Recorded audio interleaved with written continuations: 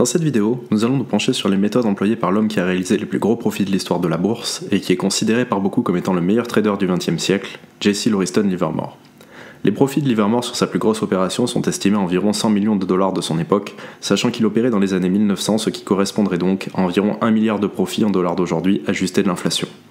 Il a anticipé correctement deux cracks boursiers, celui de 1907 et le fameux crack de 1929, et a bâti deux fortunes sur ses anticipations, ce qui lui a valu le surnom de Grand Ours de Wall Street. Livermore était connu pour ses prises de position massives et pour ses extraordinaires capacités d'analyse des marchés boursiers. Voyons ici quelles étaient ses méthodes et comment il a réussi à prévoir deux cracks boursiers. Jesse a commencé sa carrière boursière au début du XXe siècle, à l'âge de 14 ans, en pariant sur les prix des actions dans ce qu'on appelait à l'époque des bucket shops. Ces établissements n'étaient pas des sociétés de bourse officielles et fonctionnaient plutôt comme des établissements de jeu qui permettaient de parier sur le prix des actions à la hausse et à la baisse avec quelques dollars. C'était le terrain de jeu idéal pour un jeune débutant et pour un trader comme Livermore qui se basait principalement sur le sentiment de marché pour passer ses opérations. L'ambiance qui régnait dans ces salles lui conférait de précieuses informations pour son trading. En quelques années, Jesse s'est fait bannir de ses bucket shops car il y avait gagné trop d'argent. Il a donc déménagé à New York et a commencé à acheter et à vendre de véritables actions. Plus que pour son succès dans les bucket shops, Jesse Livermore est surtout resté célèbre dans l'histoire de la bourse pour avoir anticipé deux cracks boursiers, le crack boursier de 1907 et celui de 1929, cracks sur lesquels il a bâti une véritable fortune. En 1907, Livermore a gagné environ 3 millions de dollars. En 1929, il a remarqué que ce qu'il appelait les conditions générales, c'est-à-dire le contexte économique global, était extrêmement similaire à celui de l'année 1907. Nous allons voir un peu plus en détail pourquoi dans la suite. Partant de cette analyse, il a commencé à spéculer à la baisse massivement sur le marché dans son ensemble. Ce trade l'a conduit à réaliser le plus gros profit boursier de l'histoire en une seule opération, 100 millions de dollars de l'époque, soit environ 1 milliard de dollars d'aujourd'hui ajusté de l'inflation. Au-delà de son habitude de prendre des positions financières excessives, pour ne pas dire dangereuses, il faut préciser entre parenthèses que Jesse a bâti et détruit sa fortune plusieurs fois, il est surtout resté dans l'histoire pour son incroyable sens de l'observation, ses principes de trading intemporels et pour sa biographie intitulée Mémoire d'un spéculateur, dont le lien est dans la description de la vidéo et dont je vous recommande chaudement la lecture. Penchons-nous maintenant plus en détail sur ses méthodes. À ses débuts, Jesse était ce qu'on appelait un tape reader, littéralement un lecteur de ruban en français, en référence au ruban de cotation qui affichait les prix des actions à l'époque. C'est-à-dire qu'il se rapprochait de ce qui est aujourd'hui un analyste technique. Il observait les mouvements de marché et les pressions acheteuses et vendeuses au jour le jour à la bourse de New York pour réaliser des profits rapides. Cependant, il s'est rapidement rendu compte qu'il ne deviendrait jamais riche avec cette approche. Voici une citation tirée de son livre à ce sujet. Il y a un dicton en bourse qui dit qu'on ne devient jamais pauvre à Wall Street en prenant ses profits. On ne devient jamais riche non plus en prenant un profit d'un quart de point au milieu d'un marché haussier majeur. Jesse a rapidement compris que s'il voulait gagner de l'argent, il devait tenir compte de deux choses. Ce qu'il appelait les conditions générales, c'est-à-dire les forces économiques et financières à l'œuvre, et le temps. Il devait garder ses positions suffisamment longtemps pour laisser le temps au marché de bouger fortement à la hausse ou à la baisse, plutôt que d'acheter et de vendre constamment. Voici une autre de ses citations à ce propos. « Ce n'est jamais ma réflexion qui a généré mes plus gros profits, c'est ma capacité à rester assis et à ne rien faire. » Voyons maintenant un peu plus en détail comment Jesse Livermore a anticipé les cracks boursiers de 1907 et de 1929.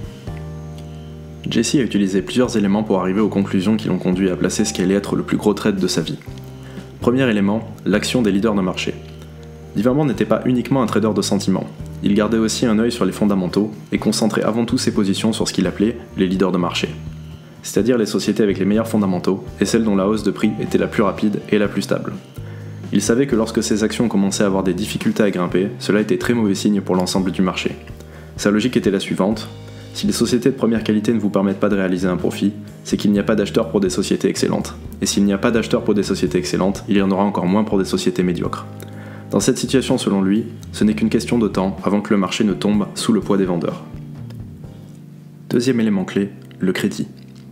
Un deuxième élément auquel Livermore était très sensible, c'est la facilité avec laquelle les crédits étaient accordés, et plus généralement le niveau d'endettement des investisseurs.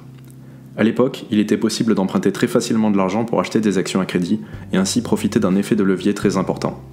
Cela veut dire que comme on peut le faire en immobilier aujourd'hui, les actionnaires avaient tendance à emprunter massivement de l'argent pour acheter des actions, qui selon eux, ne pouvaient que monter.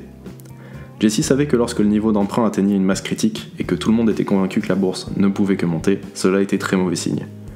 Encore une fois, sa logique était simple, une fois que tout le monde a investi son argent dans les marchés boursiers, que tout le monde a plafonné sa capacité d'emprunt, et que tout le monde a investi dans le marché, il n'y a plus de liquidité dans le système, donc plus d'argent pour acheter.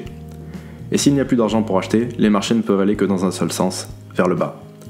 Mieux encore, il savait que l'assèchement des liquidités était susceptible de déclencher de violentes paniques et des ventes à tout prix pour rembourser les emprunts excessifs des opérateurs boursiers. C'est cette situation qui lui a mis la puce à l'oreille en 1907 et qui l'a vu se reproduire juste avant le krach de 1929. Troisième élément clé, l'action des prix. Jesse a commencé par perdre beaucoup d'argent dans sa carrière en ayant raison trop tôt.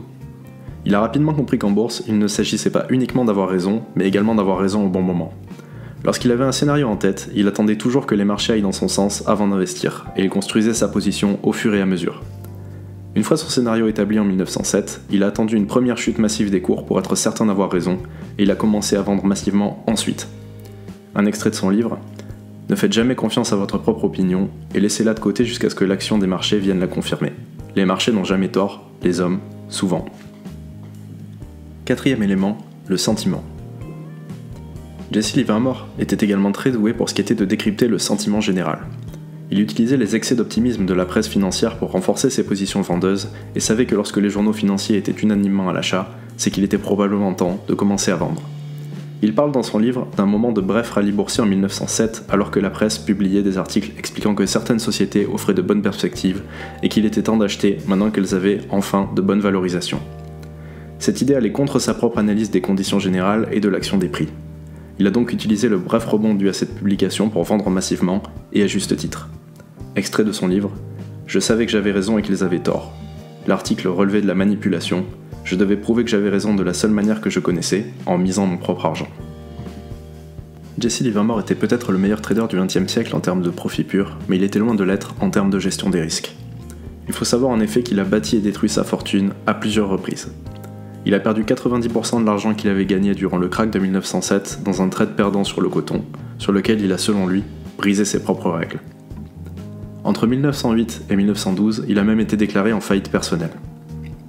Les marchés évoluaient alors sans direction particulière et il a appris une leçon essentielle. Celle de ne miser que dans des marchés bougeant fortement dans une direction ou une autre, pas dans des marchés latéraux. Mais il est difficile pour un trader d'accepter de ne rien faire pendant 4 ans. Il a ensuite refait sa fortune dans le marché haussier qui a suivi la Première Guerre mondiale, puis a réalisé le trade de sa vie durant le krach de 1929. Seulement, sur les 100 millions de dollars gagnés en 1929, il ne lui restait en 1934 plus que 5 millions. Il a donc réussi le tour de force de perdre 95 millions en 5 ans. Jesse Livermore avait pour habitude de dépenser son argent de manière tout simplement astronomique. Il possédait plusieurs villas, plusieurs yachts, avait un goût prononcé pour le luxe, aimait les jeux d'argent et il a divorcé plusieurs fois. Il prenait également des risques boursiers excessifs qui ont été la cause de ses plus grands succès, comme de ses plus grands échecs. Ses incroyables capacités d'analyse étaient donc contrebalancées par son train de vie déraisonnable, ses prises de risques excessives, sa personnalité outrancière et par son incapacité, de son propre aveu, à coller à ses propres règles de trading. En dépit de cela, il y a malgré tout beaucoup de choses à apprendre de Jesse Livermore, et si vous en doutez, je vous recommande chaudement la lecture de Mémoires d'un spéculateur, qui est à la fois une plongée dans l'esprit d'un trader brillant et un livre de référence sur le monde de la bourse. Un ouvrage que je classe d'ailleurs dans mon top 10 des meilleurs livres boursiers. Pour conclure cette vidéo, je vous propose de revenir sur les 10 principaux enseignements que j'ai pu tirer des écrits de Jesse Livermore. N'écoutez les conseils boursiers de personne, surtout pas de la presse, et forgez votre propre expertise. Gardez toujours un œil sur les meilleures actions du marché. Étudiez l'action des prix, n'investissez jamais uniquement sur un scénario ou une anticipation personnelle, car personne ne peut prévoir le futur. Étudiez les conditions générales, sachez à tout moment quelles forces économiques sont à l'œuvre. N'achetez jamais une action en pleine chute sous prétexte qu'elle est peu chère. Ne rachetez jamais plus d'une action sur laquelle vous êtes en sévère perte.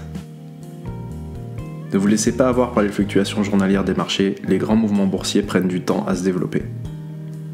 Étudiez l'histoire, ce qui s'est produit se reproduira encore sur les marchés, car la nature humaine change peu. Fixez-vous des règles d'investissement et suivez-les. Surveillez vos dépenses, un mauvais style de vie sépare inévitablement un bon investisseur de ses profits. Pour finir, Jesse Livermore est un cas d'étude très intéressant car il est à la fois l'exemple idéal de ce qu'il faut faire au niveau de l'analyse et de ce qu'il ne faut pas faire en termes de gestion des risques et de style de vie. Quelqu'un comme Warren Buffett a construit sa fortune lentement mais sûrement et n'a jamais essuyé de revers de fortune aussi colossaux que ceux de Livermore. Peu de gens pourraient se relever d'une faillite personnelle se chiffrant en millions, et encore moins trouver le courage de se lancer de nouveau en bourse après cela. Peu de gens également auraient été capables de tenir aussi longtemps que lui une position affichant des profits de plusieurs millions sans être tentés de vendre. Jesse Livermore était un personnage de la bourse excessif en tout et dont il ne faut pas essayer de reproduire les succès. Cependant, c'était aussi un analyste de marché de génie duquel il y a beaucoup à apprendre. Enfin, il est la preuve vivante que gagner beaucoup d'argent sans avoir une bonne gestion de ses dépenses et de son budget est inutile, et qu'un homme inventif, peu importe la masse d'argent qu'il possède, trouvera toujours un bon moyen de le dépenser.